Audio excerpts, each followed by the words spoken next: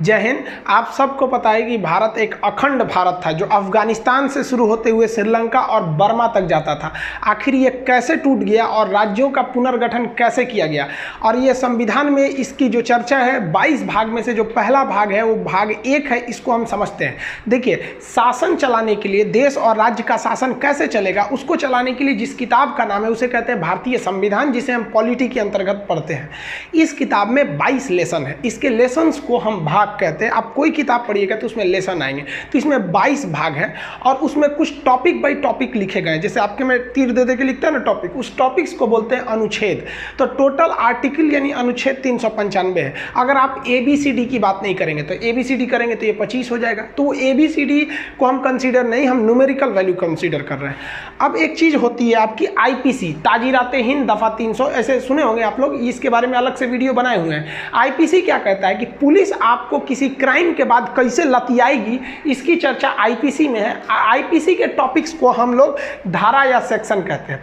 Police लतियाने के बाद court में भेज देगी। अब जज साहब आपसे मतलब वो सवाल जवाब करेंगे, तो उसकी चर्चा CRPC में, क्रिमिनल प्रोसीजर कोड। तो इसके जो टॉपिक्स हैं उन्हें हम लोग सेक्शन या धारा कहते हैं। तो इस सब के बारे में हम एक अलग वीडियो बनाए हुए हैं। तो ये धारा वगैरह हो गई। अभी हमें समझना है वो पॉलिटी का भाग 1। 22 भाग में से पहला भाग तो अभी खत्म कर लीजिएगा, आपको खुद ही समझ में आ जाएगा ये पॉलिटी उतना टफ नहीं है जिन्हें अपना टफ बना दिया गया है। तो भाग 1 जो है, इसमें क्या एक ही भाग में क्या पूरे के पूरे 395 अनुच्छेद तो आएंगे नहीं, कुछ ही अनुच्छेद आएंगे भाग संख्या 1 में। तो भाग 1 में हम देखते हैं वो कि भाग 1 में जो अनुच्छेद आते हैं यानी टॉपिक आते हैं वो 1 से 4 तक आते हैं। यानी भाग 1 कंप्लीट कर लिए तो 1 से 4 तक आप समझ जाएंगे, और इसी को समझेंगे कि कैसे भारत टूटा, अखंड भारत से कैसे अफगानिस्तान टूटा, बर्मा टूटा, बांग्लादेश और पाकिस्तान कैसे सब अलग हो गए। इस जो भाग 1 का नाम है, एक्चुअली संविधान जो था ना वो इंग्लिश में लिखा गया था, बाद में उसे हिंदी में ट्रांसलेट किया गया था।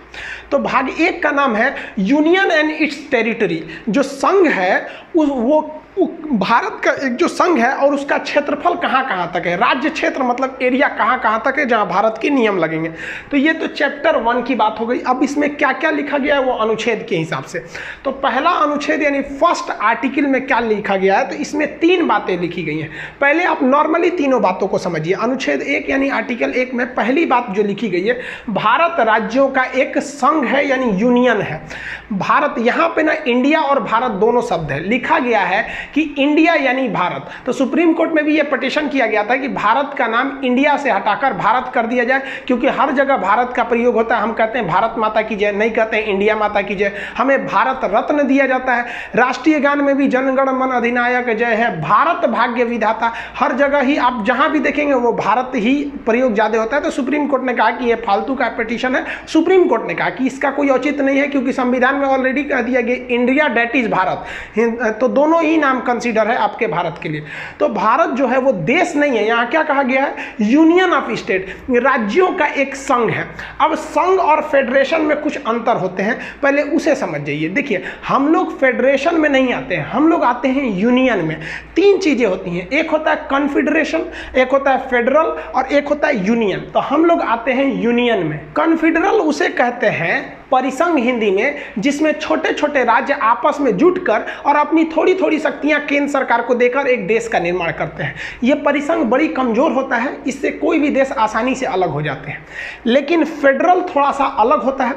फेडरल में राज्य मिलकर एक देश का निर्माण करते हैं और हर राज्य जो होते हैं वो अपनी कुछ शक्तियां देश को दे देते हैं और कहते हैं कि भाई साहब आप इन शक्तियों का प्रयोग करिए। लेकिन फेडरल और कॉन्फेडरल दोनों में देखिए, कॉन्फेडरल का ही थोड़ा सा सभ्य रूप, थोड़ा शक्तिशाली रूप फेडरल है। फेडरल में कोई भी राज्य उस देश से अलग हो सकता है, और यूनियन एक ऐसा देश होता है जिसमें राज्य अलग नहीं हो सकते। तो मेन यही अंतर है कि फेडरेशन वह राज्य होता है जिसमें कोई भी राज्य अलग हो सकते हैं उस देश से। यूनियन एक ऐसा देश होता है जिसमें कोई अलग नहीं हो सकता। कॉन्फेडरल ऐसा होता है जिसमें जब मन तब अलग हो सकते हैं।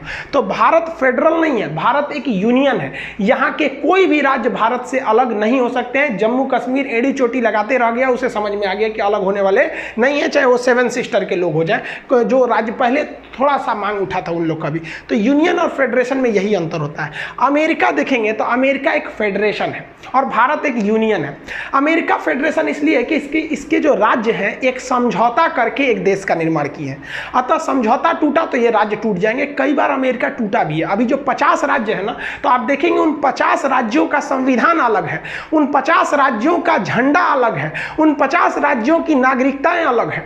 तो ये देखिए, हम यहाँ पे 50 राज्यों का झंडा लगा दिए, जैसे यहाँ पे अलास्का का है, एरिजोना का है, यहाँ पे कई राज्य हैं, इसके टेक्सास है, जॉर्जिया है। तो सब राज्यों का झंडा अलग है, करेंसी एक ही रहेगी, फ्लैग वगैरह अलग रहते हैं। तो ये फेडरेशन है। अगर कल को चाहता है फ्लोरिडा, जैसे ये फ्लोरिडा यहाँ राज्य है, इसका झंडा इस टाइप का है, चाहेगा कि अमेरिका से अलग हो जाए तो समझौता तोड़ के अलग हो सकता है फेडरेशन। लेकिन ये फेडरेशन पढ़े लिखे लोगों में सफल होता है, अनपढ़ लोगों में ये फेडरेशन सफल नहीं हो पाएगा।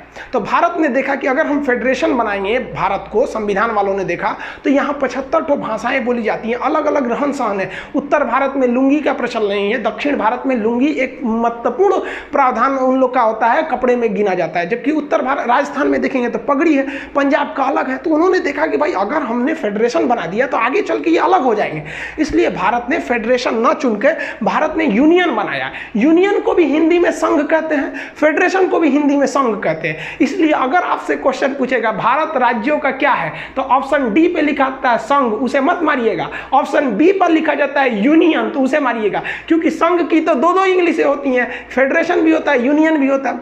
लेकिन भारत में एक एक्सेप्शन था, अब नहीं है। जैसे जम्मू कश्मीर भारत में था, लेकिन उसका संविधान था, उसका अलग एक झंडा था, उसकी अलग एक नागरिकता थी जो 370 के तहत थी। वो एक अलग टॉपिक है, उसमें समझा देंगे आपको कैसे हटाया गया था। ये जम्मू कश्मीर का झंडा था, अब जम्मू कश्मीर का झंडा खत्म हो गया, अब पूरे भारत में हो गया। तो अब भारत पूर्णतः यूनियन हो चुका है, यहाँ के कोई राज्य अलग नहीं हो सकते, ये अलग हो सकते हैं। और ये शुरू में तो और कमजोर था यहाँ का नियम कानून, तो वो कॉन्फेडरल था। कॉन्फेडरल फेडरल से ही कमजोर होता है। आप एक ऐसे एग्जाम्पल में समझिए, हम एक दीवार बना रहे हैं, नॉर्मली ईंटा साज दिए, यहाँ कोई सीमेंट का प्रयोग नहीं किए, तो सबसे कमजोर दीवार होगी। जब मन तब कोई ईंटा खींच सकते हैं, यानी एक इसको देश समझिए तो ईंटे को राज्य समझिए, आराम से निकल जाएगा। तो ये कॉन्फेडरल है, परिसंघ है, ये सबसे कमजोर होता है। अभी ये दुनिया में कहीं नहीं देखने को मिलता है। लेकिन इसी ईंट के बीच में अगर हम सीमेंट लगा के जोड़ दें तो ऐसी दीवार बन जाएगी। तो ये हो जाता है फेडरल यानी संघ, जो अमेरिका है। लेकिन अगर छीनी हथौड़ी से आप थोड़ा सा ठोक ठाक करिएगा तो ये आराम से टूट सकता है। अतः फेडरल में अगर समझौता टूटा तो राज्य टूट जाएंगे। लेकिन अगर इसी राज्य ये ईंट के ऊपर प्लास्टर कर देंगे इस तरह से, अब भाई साहब ईंट से जुड़ा हुआ है, बाहर एक प्लास्टर है, तो वो प्लास्टर भी हो गया, अब तो निकल ही नहीं सकता है। तो सबसे मजबूत जो होता है वो यूनियन होता है। तो भारत यूनियन है, लेकिन हिंदी दोनों का एक ही हो जाता है, संघ, इसलिए कंफ्यूजन नहीं होंगे। तो भारत के जितने राज्य हैं, जो लोग मतलब अब तो कोई भी राज्य ऐसा नहीं कहता कि भारत से टूटेंगे, वो कश्मीर का था मैटर, वो तो सॉल्व हो गया। तो भारत राज्यों का एक संघ है, ये चीज आप समझ में आ गया। हम लोग यहाँ पर आते हैं यूनियन में।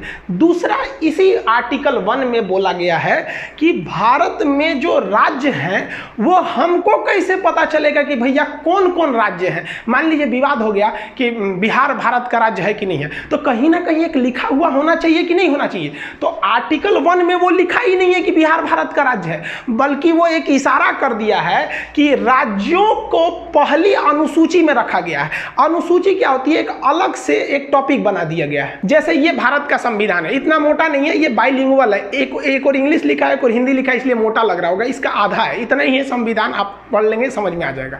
तो इसमें कहा गया है कि हम पहली अनुच्छेद यानी आर्टिकल में नहीं बताएंगे कि कौन कौन सा राज्य है।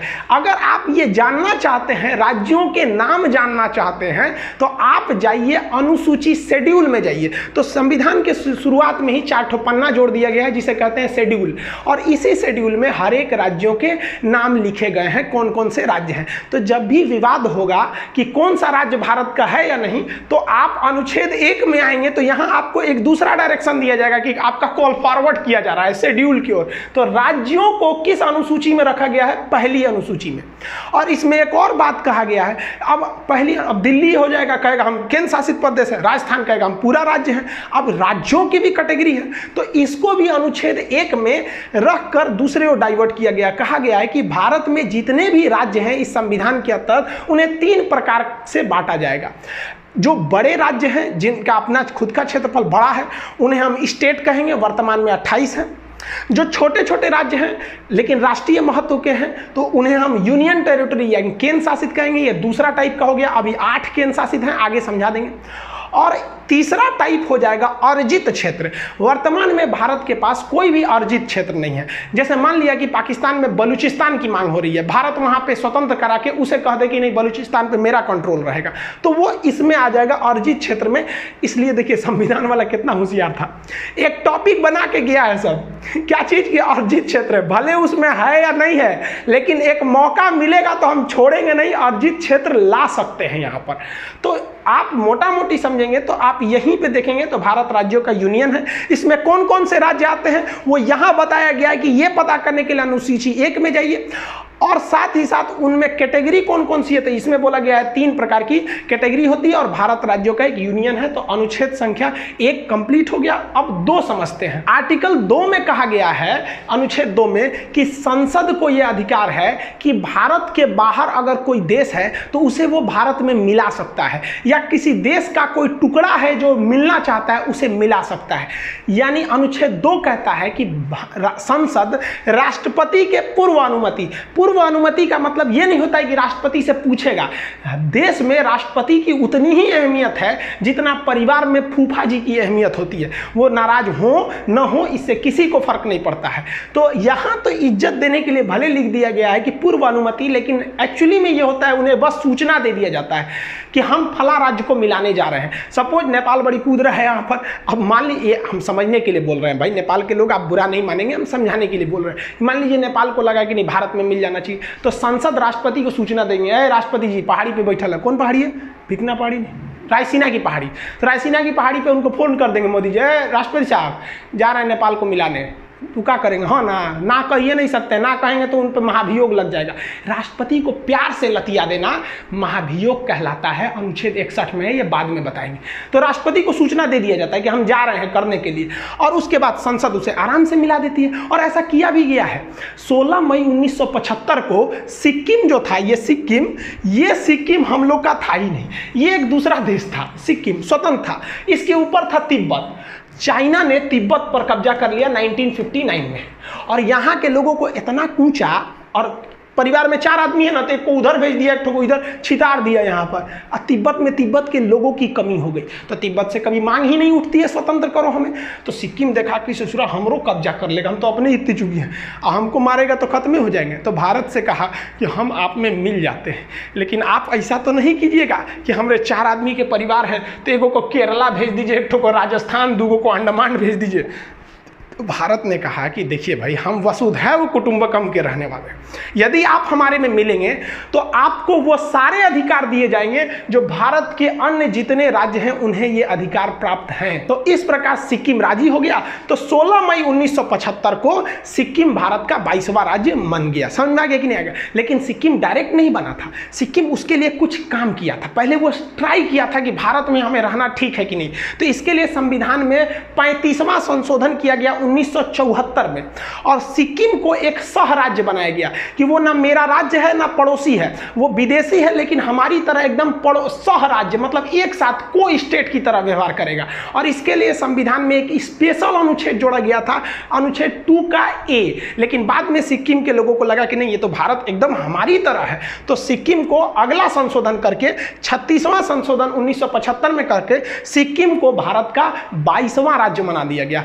आज सिक्किम के लोगों, हम सब सिक्किम के लोग भी को पता है कि उनके साथ कोई भेदभाव नहीं किया जाता है। हम लोग भी जब इलाहाबाद में पढ़ते थे तो 1-2 दोस्त हम लोग के थे सिक्किम के, कोई भेदभाव नहीं किया जाता। वो लोग भी एकदम भारत को अपना समर्पित रहते। ये भारत है, यहाँ जो आएगा वो इस जमीन को चूमेगा। जो यहाँ आया वो इस सौभाग्य हम लोग का, जो इस पावन धरती पर हम लोगों ने जन्म लिया। तो सिक्किम भारत का 22वां राज्य बन गया। तो अनुच्छेद 2 क्या कह रहा है? विदेशी राज्य को भारत में मिला लो। अब अनुच्छेद 3 क्या कहता है? भाई, एक तो कह दिया भारत राज्यों का यूनियन है, 2 कह दिया विदेशी को मिला लो। और अनुच्छेद 3 कहता है कि संसद वर्तमान में भारत में जितने राज्य हैं उनमें तोड़ फोड़ कर सकता है। यानी किसी राज्य का नाम बदल सकता है।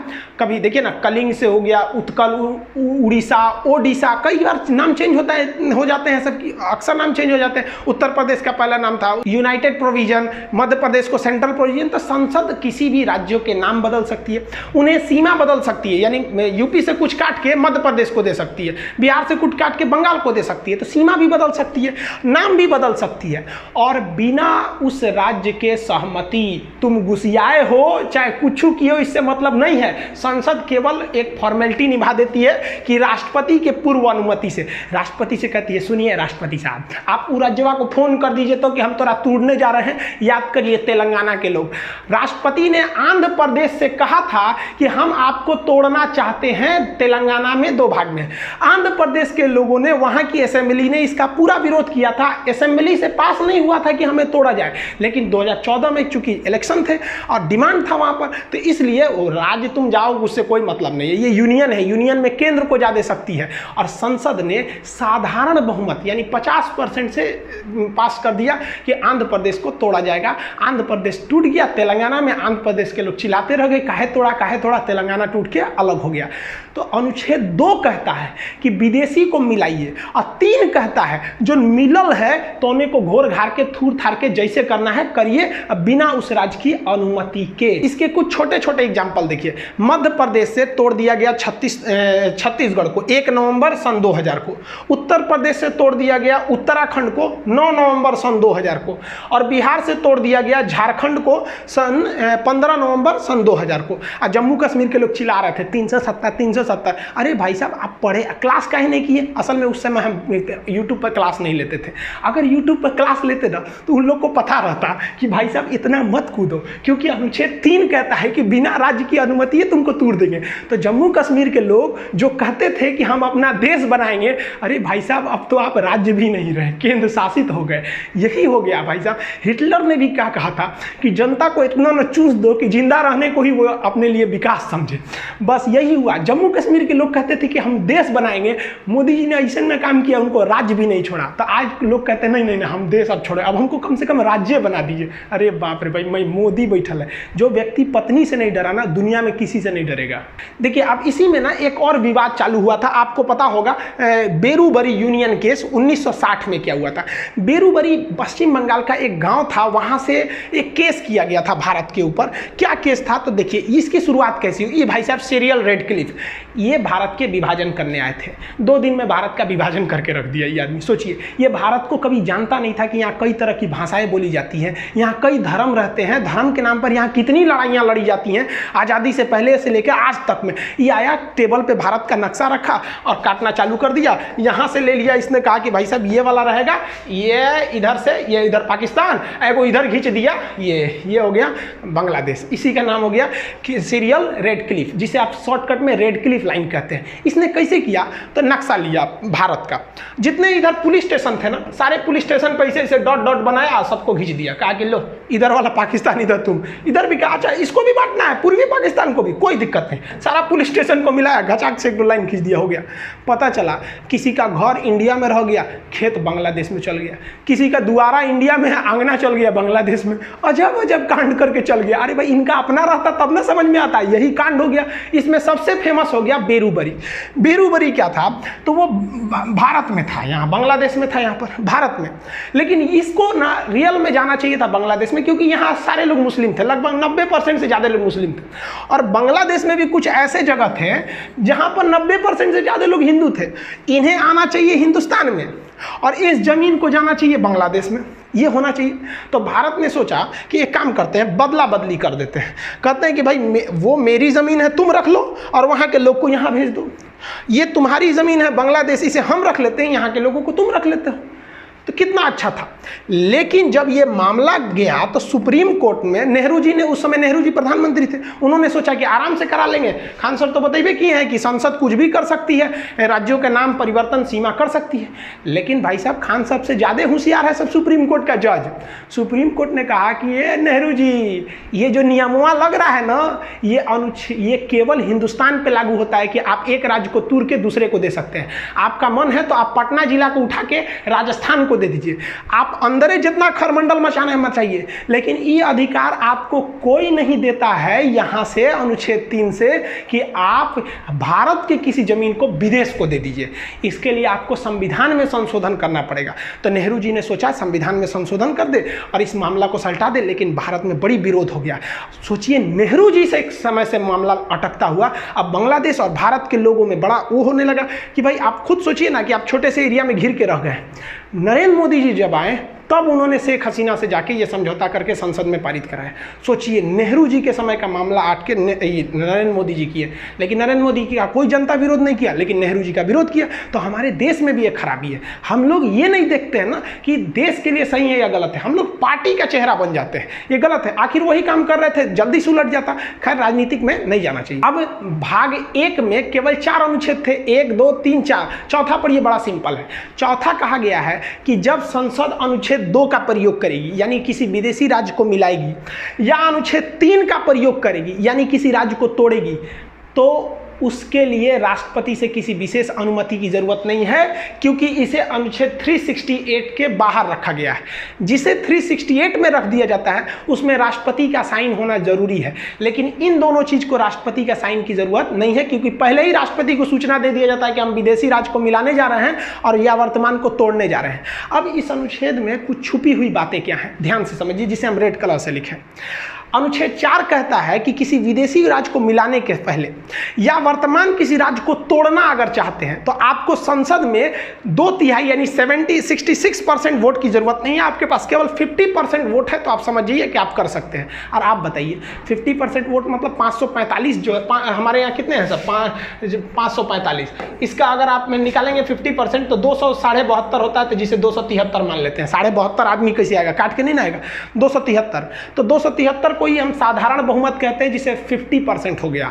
तो अब बताइए 273 सरकार के लिए चाहिए, तो यानी जो भी सरकार है उसके पास 273 बहुमत है और वो आराम से इस दोनों काम को कर सकती है, यानी ज़्यादा तामझाम करने की ज़रूरत नहीं है। दूसरा इसमें छुपी हुई बात क्या है कि ये विधेयक यानी 2 और 3 का प्रयोग करते पहले, यानी विदेशी राज्य को मिलाने और वर्तमान राज्य को तोड़ने से पहले ही हम राष्ट्रपति को सूचना दे देते हैं कि हम ये करने जा रहे हैं। इसलिए राष्ट्रपति को ये अधिकार ही नहीं है कि राष्ट्रपति उसको लौटाए कि आपने ऐसा क्यों किया, भाई हम तो पहले ही आपको सूचना दे दिए थे। इसलिए राष्ट्रपति इस पर साइन करने के लिए बाध्य है। बाध्य बनाने के लिए इसे 368 के बाहर रखा गया है। और इस अनुच्छेद की और छुपी हुई बात क्या है कि हमारे संविधान में एक अनुसूचियां हैं, कई 12 अनुसूचियां हैं। उस अनुसूची में 1 में लिखा गया है कौन कौन सा राज्य है। अब एक बात बताइए, आप किसी विदेशी राज्य को मिला लिए या किसी राज्य को तोड़ दिए, तो अनुसूची 1 में भी तो जाके वहां चेंजिंग करना पड़ेगा ना कि भाई हमने ये वाला राज्य मिला दिया या ये वाला राज्य तोड़ दिया। तो अनुसूची 1 में भी आपको चेंजिंग करना पड़ेगा इसी के साथ, उसमें भी राष्ट्रपति टोक टाक नहीं करेंगे। और अनुसूची 4 जो है उसमें लिखा गया है कि किस राज्य से कितने सांसद उठेंगे राज्यसभा के लिए। तो भाई आपने तोड़ दिया या मिला दिया तो जेन्युइन है, कुछ चेंज हो जाएगा। तो साथ ही साथ आपको अनुसूची 4 में भी चेंजिंग करना पड़ेगा और उसमें भी आपको कोई रोक टोक नहीं करेगा। ये संविधान का था आपका भाग संख्या 1। तो संविधान का भाग 1 अनुच्छेद 1 से 4 तक चालू होता है, जो कंप्लीट हो गया। 1 कहता है भारत राज्यों का यूनियन है, 2 कहता है विदेशी को मिलाओ। देखो संविधान वाला कितना होशियार था। पहले कहा कि विदेशी को मिला लो 2 में, और उसके बाद कहा अब मिल गया ना, अब जो वर्तमान में अब आ गया इसको कूच काच करके कुछ भी करते रहो, कोई दिक्कत नहीं है। और अनुच्छेद 4 में कहा है कि ये दोनों काम आप साधारण बहुमत से कर सकते हैं, राष्ट्रपति इसमें बाध्य रहेंगे आपकी बात को मानने के लिए। अब अखंड भारत को समझते हैं। ये नक्शा देखिए, ये है हमारा अखंड भारत। इतना बड़ा भारत था, लेकिन इसके टुकड़े होते गए क्योंकि हम आपस में लड़ते गए थे, इसीलिए टुकड़े हुए। सबसे पहले जो हुआ 1893 में डूरंड लाइन खींच दी गई। यहाँ पर इंडिया पाकिस्तान के बीच में अफगानिस्तान और पाकिस्तान तो उस समय भारत में ही था, यहाँ खींच दिया गया डूरंड लाइन। उस पार हो गया अफगानिस्तान, यानी अफगानिस्तान को अंग्रेजों ने साइड कर दिया क्योंकि वहाँ पहाड़ वगैरह ज़्यादा था, उतना उपयोगी नहीं था। तो ये हो गया डूरंड लाइन। ये वर्तमान में अलग करती है अफगानिस्तान और पाकिस्तान को। लेकिन जब ये खींचा गया था तो ये अफगानिस्तान और भारत की सीमा बनाती थी। एक डूरंड कप भी होता है, एक मैच जो फुटबॉल से संबंधित होता है, अक्सर क्वेश्चन पूछता है। तो ये अखंड भारत का पहला टुकड़ा। अखंड भारत का दूसरा टुकड़ा हो गया 1935 में। 1935 में यहाँ से म्यांमार जो उस समय उसका नाम था बर्मा था, ये अलग हो गया यहाँ से। और इस साइड से ये देखिए ये पाकिस्तान अलग हो गया। अब पाकिस्तान का विभाजन इस आधार पर हुआ था कि जिधर मुस्लिमों की संख्या ज़्यादा है उसे पाकिस्तान बना दिया जाए। तो इधर भी मुस्लिम ज़्यादा थे तो ये हो गया पश्चिमी पाकिस्तान और ये हो गया पूर्वी पाकिस्तान, जो आगे जाकर बांग्लादेश हो गया। इस पर एक अलग वीडियो बना दिए हैं, बांग्लादेश कैसे अलग हुआ था। अब बच गया हिंदुस्तान, इतना बढ़िया। अब ये हो गया आपका सीरियल रेड क्लिप रेखा जो भारत पाकिस्तान को विभाजन करती है। और भारत बांग्लादेश के बीच जो है बॉर्डर, उसे हम लोग जीरो लाइन के नाम से जानते हैं। भारत को जब आज़ादी मिली तो भारत का निर्माण करना इतना आसान नहीं था और वल्लभ भाई पटेल को कोई ऐसा ही लौह पुरुष नहीं कहता है।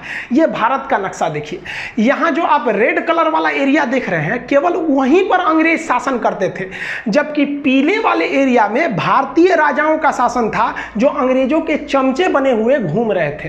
तो अंग्रेजों के जो चमचे बने के घूम रहे थे तो उन्हें हम लोग देसी रियासत कहते थे। तो जब देश आज़ाद हुआ तो भारत में कई देसी रियासत थे। तो अंग्रेजों ने कहा कि देखिए भाई साहब, ये जो मेरा ब्रिटिश वाला एरिया है हम तो आपको दे ही देंगे, लेकिन उन्होंने इस पीले वाले क्षेत्र से कहा कि आप या तो पाकिस्तान में मिल जाइए या तो भारत में मिल जाइए, आपका मन तो आप स्वतंत्र राज्य भी बना सकते हैं, एक देश भी बना सकते हैं। तो पाकिस्तान में कुल 13 देसी रियासतों ने विलय कर लिया। इसकी बात छोड़िए, यहाँ पर भारत की बात करते हैं। भारत में जो प्रिंसली स्टेट थे, जो देसी रियासत थे, उनकी संख्या 552 थी। इन 552 राज्यों को मिलाकर एक फेडरेशन बनाना संभव नहीं था, क्योंकि फेडरेशन बनाते तो फिर टूट जाते हैं। इसलिए सरदार पटेल की जिम्मेदारी दी गई कि इसको मिलाकर यूनियन बनाइए। इस काम में 3 लोगों की महत्वपूर्ण भूमिका है। सरदार पटेल, वीपी मेनन उस समय के आईएएस अधिकारी सचिव हुआ करते थे, और माउंटबेटन का भी योगदान है। ये तीनों क्वेश्चन पूछता है। एक बार एग्जाम में पूछा था कि राज्यों के एकीकरण में किसका योगदान था, सरदार पटेल और वीपी मेनन का नाम ही नहीं था, तो उस समय आप लगाएंगे माउंटबेटन को। इन तीनों लोगों की ने मिलकर 552 राज्यों को आपस में मिला दिया। लेकिन 3 राज्य ससुरे बड़ी मनबड़ था सब। अब वो 3 राज्य कौन कौन से, तो भाई एक हैदराबाद, यहाँ देखिए ये जो देख रहे हैं ना, ये पहले एक स्टेट हुआ करता था हैदराबाद, आज भले एक शहर है, एक स्टेट हुआ करता था। हैदराबाद के राजा का अलग ही डिमांड था, उनको अलग राज्य चाहिए था। अरे भाई साहब, भाई ये अलग देश कहाँ बनाएंगे बिचुआ में से, यहाँ से अलग देश के लिए। लेकिन यहाँ पर अराजकता फैल गई, मारपीट बहुत होने लगा। तो सरदार पटेल ने चारों ओर से पुलिस भेज दिया। चारों ओर से वो आर्मी थी, पुलिस की वर्दी में गई थी, जिसका नाम दिया गया ऑपरेशन पोलो।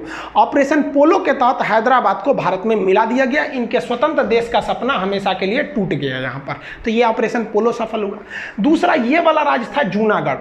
जूनागढ़ क्या था कि जूनागढ़ की जनसंख्या जो थी, अधिकतर जनसंख्या हिंदू थी, लेकिन वहाँ के राजा जो थे वो मुस्लिम थे। तो जूनागढ़ ने कहा कि नहीं भाई, हम पाकिस्तान में जाना चाहते हैं। अरे भाई साहब, तू यहाँ से पाकिस्तान में कैसे जाएगा।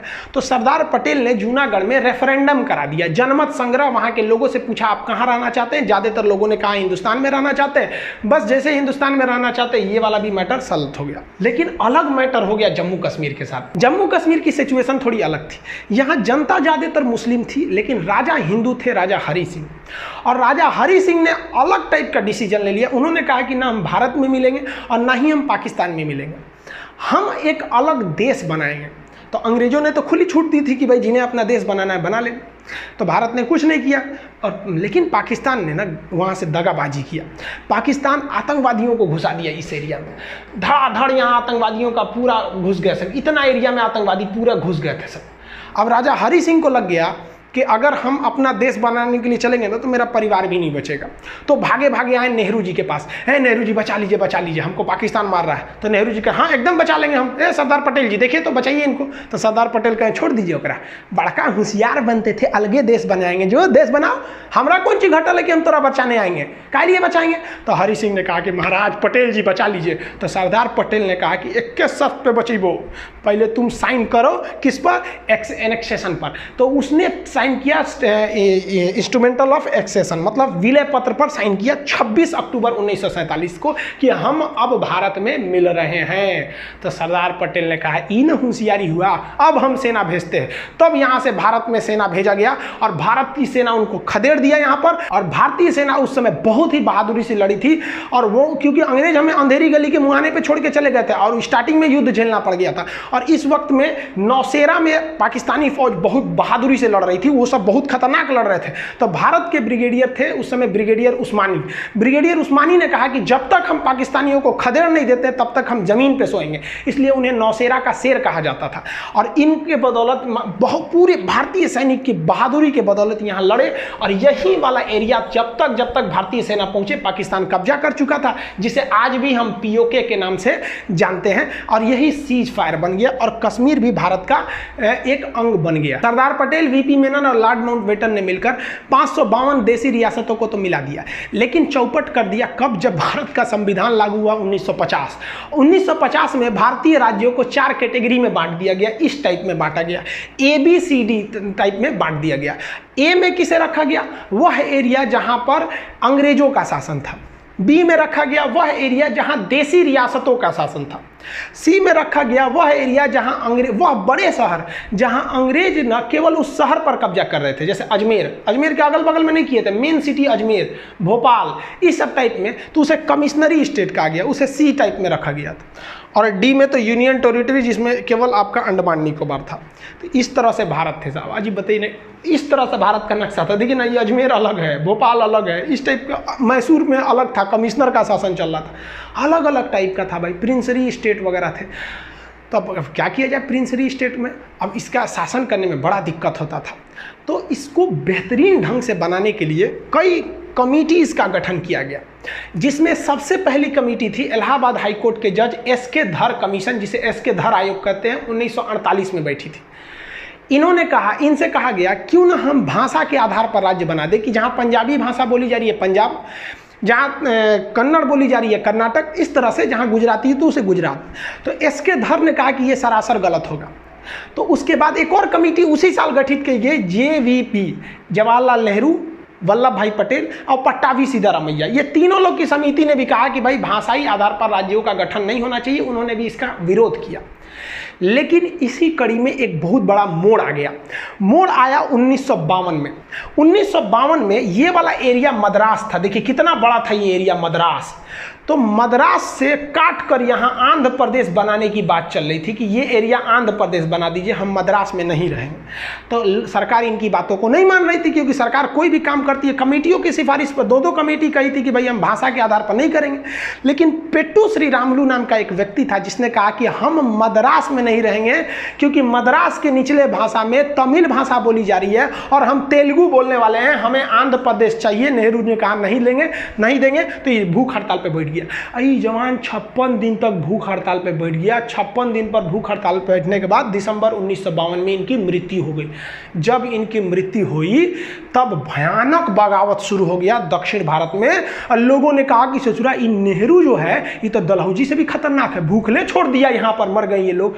अब नेहरू का कह रहे फंस गए नेहरू। तो नेहरू जी को आनंद फानन में जनता की बात मानने के लिए मजबूर होकर 1 अक्टूबर 1953 यानी अगले साल, नेहरू जी ने बहुत सोचा था कि इसको लेपापोती करके दबा दे, लेकिन दब नहीं पाया और आंदोलन बढ़ने लगा और लोग भूख हड़ताल पे बैठे। नेहरू कहा कि भाई साहब सब मरिए जाएगा तो हमारी कुर्सी चल जाएगी।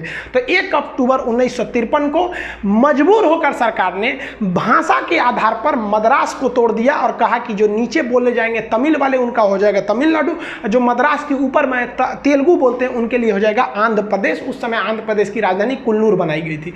तो क्वेश्चन 2 पूछता है यहाँ पर, भाषाई आधार पर गठित होने वाला पहला आयोग कौन था? तो एसके धर आयोग 1948। हालांकि ये दोनों आयोग ने 1949 में रिपोर्ट दिया था। और भाषाई आधार पर गठित होने वाला पहला राज्य कौन सा था? तो पहला राज्य हो जाएगा आंध्र प्रदेश। जैसे ये राज्य बना, देहात में कहा जाता है छुए के छुओनी लग गई, मतलब किसी चीज को टच कर दे तो आदमी परक जाता है। बाकी राज्यों ने देखा कि अरे भाई साहब हम भी भाषा के आधार पर राज्य बनेंगे। तो गुजरात वाला कह रहा है कि भाई साहब ये बंबई यहाँ से यहाँ तक है, ये हमारा अलग रहेगा, गुजरातियों के लिए गुजरात, मराठियों के लिए महाराष्ट्र। ले भाई साहब बवाल चालू, सबके लिए, सबको अलग अलग भाषा के लिए। सरकार पगला गई कि एगो को मनाने के चक्कर में गए ना, पूरे भारत में बवाल हो गया। इसलिए सरकार ने सोचा कि हम सुप्रीम कोर्ट से सलाह लेते हैं। तो सुप्रीम कोर्ट के जज थे खान बहादुर सर सईद फजल अली, जिन्हें हम लोग शॉर्टकट में फजल अली कहते हैं। तो सुप्रीम कोर्ट के जज फजल अली के नेतृत्व में एक आयोग का गठन किया गया और उन्हें कहा गया कि आप डिसीजन लीजिए कि देश का भविष्य किसमें ठीक है, भाषा के आधार पर किया जाए या क्षेत्र के आधार पर किया जाए। तो फजल अली आयोग में 3 सदस्य थे, एक फजल अली थे, 2 अन्य लोग थे। इसका गठन 1953 में हुआ था, लेकिन ये 2 साल बाद रिपोर्ट दिया था, 3 साल बाद 1956 में। याद रखिएगा, गठन 53, 56 पूछता है, ज़्यादातर रिपोर्ट पूछता है 1956 में। इसने कहा फजल अली आयोग ने कि भाषा के आधार पर राज्यों का गठन कर देना उचित है। गुजरात बोलने वाले गुजरातियों के लिए गुजरात दे दिए, मराठियों के लिए महाराष्ट्र दे दिए। लेकिन ऐसा कानून नहीं होना चाहिए कि जिन्हें गुजराती नहीं आती है वो गुजरात में नहीं रह सकते हैं, जिन्हें मराठी नहीं आती है वो मराठ में नहीं रह सकते हैं।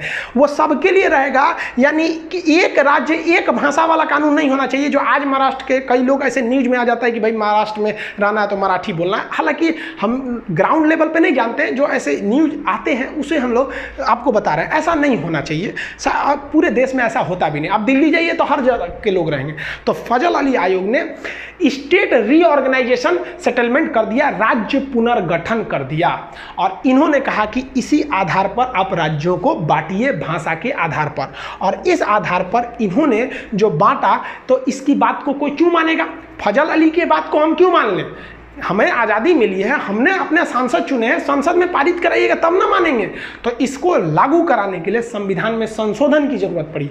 तो 7वां संशोधन 1956 में किया गया और इसी संशोधन के द्वारा फजल अली आयोग की सिफारिशों को मान लिया गया।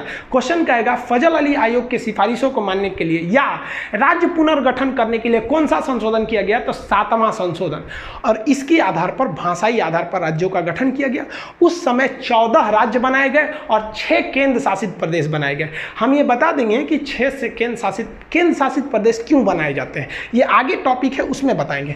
तो ये भी याद रखिएगा, फजल अली आयोग के द्वारा 14 राज्य, 6 केंद्र शासित, यानी टोटल 20 बनाए गए।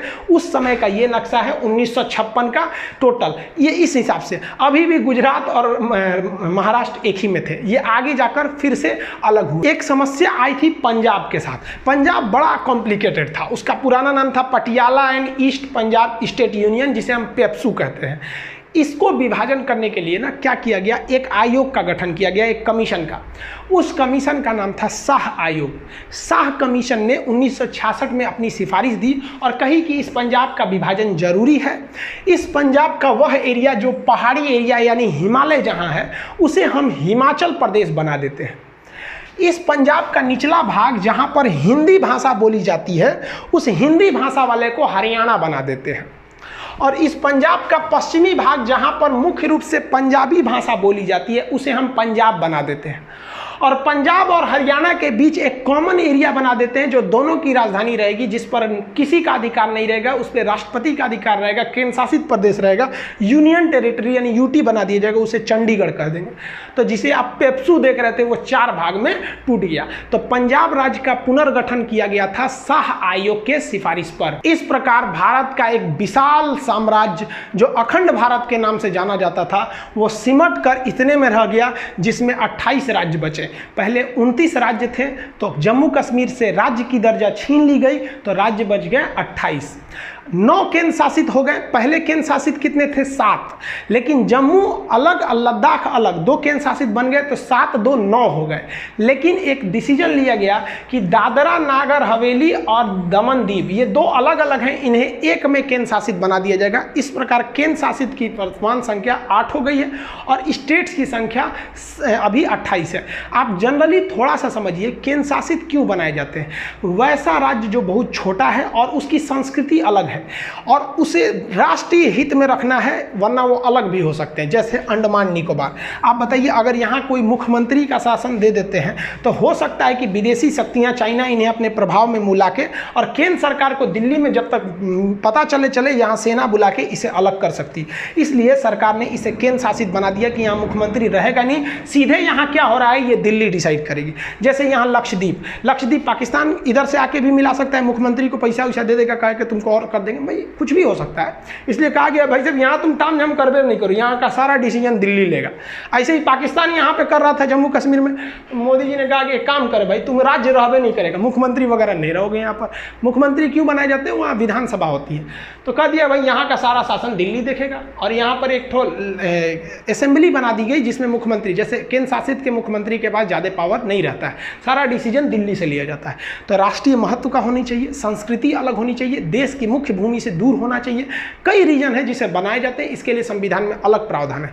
कौन सा राज्य कब बना, यहाँ पर हम सबका डेट बाई डेट यहाँ लिख दिए हैं। आप इसका स्क्रीनशॉट लेना चाहें तो ले सकते हैं, इसका PDF वगैरह एप्लीकेशन में है। जब तक आप इसी पे क्लास रेगुलर देखिए। आज संविधान का आपने एक भाग को खत्म कर दिया, अभी संविधान में टोटल 22 भाग थे, एक खत्म हो गया, 21 बचा।